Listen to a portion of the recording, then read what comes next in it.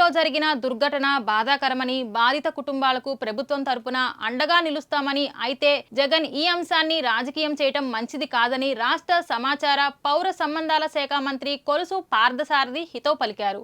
తిరుపతి ఘటనపై సత్వరమే ముఖ్యమంత్రి, ఉప ముఖ్యమంత్రి స్పందించారని, ఘటనకు బాధ్యులైన వారిపైన కూడా సమగ్రంగా విచారణ జరిపిస్తున్నామని, అదేవిధంగా మృతుల కుటుంబాలను, బాధితులను ఆదుకునే విధంగా సహాయక చర్యలు చేపట్టామని మంత్రి చెప్పారు. ఇప్పటికే బాధితులకు నష్టపరిహారం అందజేస్తామని, కాంట్రాక్ట్ పద్ధతిలో ఉద్యోగాలు కల్పిస్తామని ముఖ్యమంత్రి చంద్రబాబు నాయుడు ప్రకటించారు. అయితే సీఎం ప్రకటనలను కూడా జగన్ రాజకీయం చేస్తూ మాట్లాడటం సరైనది కాదని పేర్కొన్నారు. ఈ పుణ్యక్షేత్రంలో ఈ విధంగా ఎందుకు జరిగింది అని చెప్పేసి బాధ్యులైన అధికారుల మీద కూడా తీవ్ర ఆగ్రహాన్ని కూడా వ్యక్తపరచడం జరిగింది. మరి ఏదైతే రిపోర్టు రాగానే తప్పుకోకుండా ఇంకేదైనా చర్యలు తీసుకోవాల్సి ఉన్న బాధ్యులైన అధికారుల మీద కానివ్వండి, లేదు భవిష్యత్తులో ఇటువంటి సంఘటనలు జరగకోకుండా ఉండటం కోసం ఎటువంటి చర్యలు తీసుకోవాలి దాని మీద ఒక నిర్దిష్టమైన కార్యాచరణని ముఖ్యమంత్రి గారి నాయకత్వంలో తీసుకోబోతున్నా, బోర్డుకి సూచన చేయబోతున్నాం అని చెప్పేసి కూడా మనం చేస్తాను. మరి ఈ విషయంలో రాజకీయం చేయటం, నిన్న జగన్మోహన్ రెడ్డి గారు వచ్చి ముఖ్యమంత్రి గారి పర్యటన, కుప్పం పర్యటన మూలంగానే ఇది జరిగింది అంటాం ఆయన దిగజారు రాజకీయాలకి ప్రతీక అని చెప్పేసి నేను భావిస్తూ ఉన్నాను. నేను ముఖ్యమంత్రి గారి పర్యటన ఉన్నంత మాత్రాన జిల్లాలో చాలా పోలీస్ యంత్రాంగం ఉంటుంది.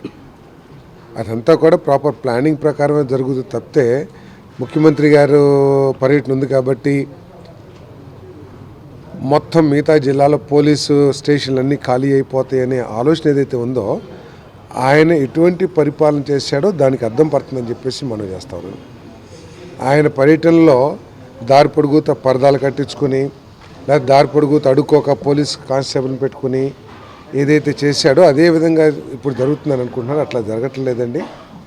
ఎంతవరకు అవసరమో ప్రజలకి ఇబ్బంది కలక్కోకుండా నా పర్యటనలో జరగాలి, నా ప్రయాణాలు జరగాలి అని చెప్పేసి ముఖ్యమంత్రి గారు స్పష్టంగా, ముఖ్యమంత్రి అయిన వెంటనే చంద్రబాబు నాయుడు గారు ఆదేశాలు కూడా ఇవ్వడం జరిగిన విషయాన్ని ఆయన తెలుసుకోవాలని చెప్పేసి మనం చేస్తాము. దుర్ఘటన జరిగిందే, అది బాధాకరం. ఆయనైనా బాధపడాల్సిందే, మేమైనా బాధపడాల్సిందే, ఇంకెవరు వచ్చినా బాధపడాల్సిందే. తగు చర్యలు కూడా తీసుకుంటున్నాం. అదేవిధంగా వెంటనే తెలిసిన వెంటనే చనిపోయిన వారికి 25 లక్షలు, కొద్దిగా ఎక్కువగా దెబ్బలు తగిలిన ఇంజూరీస్ ఉన్న వాళ్ళకి 5 లక్షలు ఇచ్చారు, ఉదారంగానే ఇచ్చారు. ఆయన వచ్చి 50 లక్షలు ఇవ్వాలి అంటే దీన్ని రాజకీయం చేసి లబ్ధి పొందాలని ప్రయత్నం చేయటమే ఆయన ఈ స్థాయి, ఆలోచన స్థాయి ఏమిటో అర్థమవుతుందని చెప్పేసి భావిస్తాను. ఆయన చుట్టూతంతా కూడా అపర కుబేరులో ఉన్నారు, కానీ ఎవరు కూడా ముందుకు వచ్చి సరే పేదవాళ్ళు పాపం ఏదైనా చేద్దామనే సహాయం ఆలోచన రాలేదు. కానీ ఏదో ఒక మాటే కదా, మీరు ఎట్లాగూ ఛానల్స్ వస్తే ఏదో ఒక స్టేట్మెంట్ ఇస్తే చాలని చెప్పేసి 50 లక్షలు డిమాండ్ చేస్తున్నామని రాజకీయం చేస్తున్న ప్రయత్నం చేయటం చాలా దిగజారు అని చెప్పేసి మనం చేస్తాను. మరి వారి కుటుంబాలని పూర్తిగా ఇంజరీస్ అయిన వాళ్ళకి పూర్తిగా తగ్గే వరకు కూడా అన్ని వైద్య సదుపాయాలు కూడా ప్రభుత్వమే చేపడుతుందని చెప్పేసి మనం చేస్తాను.